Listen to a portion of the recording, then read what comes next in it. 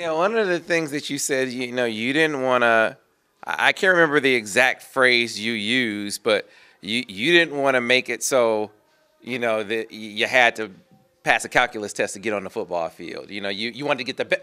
You said, I want to get the best guys on the field, not necessarily the smartest guy. Doesn't mean the best guy isn't smart, but you didn't want to have that be a hurdle for those guys to get over. Yeah, you want to try to get your 5 best, most productive players on the field.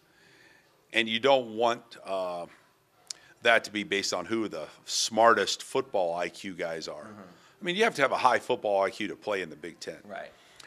But that can't be the only criteria. Ability, athleticism, toughness, execution, those are things that have got to be really the most important. So the 5 best players, most productive players, not the 5 best athletes, not the 5 smartest guys, not the 5 fastest guys, not the 5 strongest, 5 most productive players that get the job done. And that's our goal. I think we're honing in on that, but we had some great competition in the spring, and we'll see where we go in the fall. Yeah, in talking to Jim and talking to the guys, I know it's not a finished product. I know you still have some you want to play even faster, but could you see a tangible difference from, your first couple of practices, how fast they would play, and then by the last couple of practices after you made some tweaks, refined some things, could you really see them firing off a lot faster than they were earlier on in the session? Yeah, I saw a lot of improvement. As we went along, I saw them playing faster. I saw them being more confident. I think the big thing with playing fast, too, is confidence. I mean, we have good athletes. We have good players. They're well-conditioned. They're trained hard. And then the more confident they are, the more sure they are of their assignments, the faster they play. The faster they play, it looks like they're coming off harder because they're confident. All right, so I'm very interested in as much as you can share the process that you went through when it came to refining. I mean, you're coming into a playbook that is established but going to be changing a bit, and then adapting it to a place where it's easier for your guys to grasp. Maybe is that just cutting down the play load? Is it changing terminology? Is it 6 in one, half dozen the other? What did that process entail, and how much of it was a collaborative process of refining versus, hey, it's Ed Warinner coming in and refining it? Well, everything we're doing on offense is collaborative right now because we're taking a system that has been proven in the past to work very well.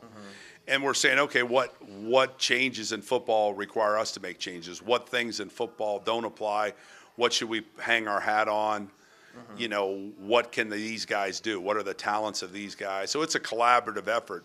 But when you come in as a newcomer, you're learning it. And so you're learning it and thinking, is this complicated to learn for a new coach who that's all I do versus a new player who has other obligations, and it's a 20-hour rule. So anywhere we could consolidate terminology, anything we could eliminate that wasn't needed, because as we all do, we all have things in our closet that we carry, that we keep, that we don't really use anymore, that we don't really need, but they're in there. So, you just clean house a little bit. You get rid of the terms you don't use anymore.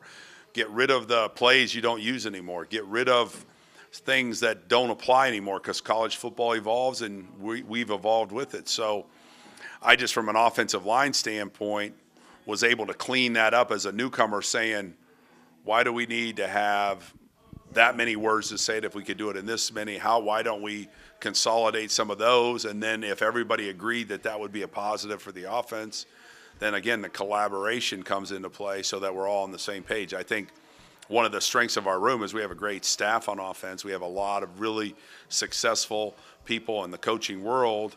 They all have great ideas, but we're all collaborating to figure out what's the best way for this offense to grow with the personnel we have.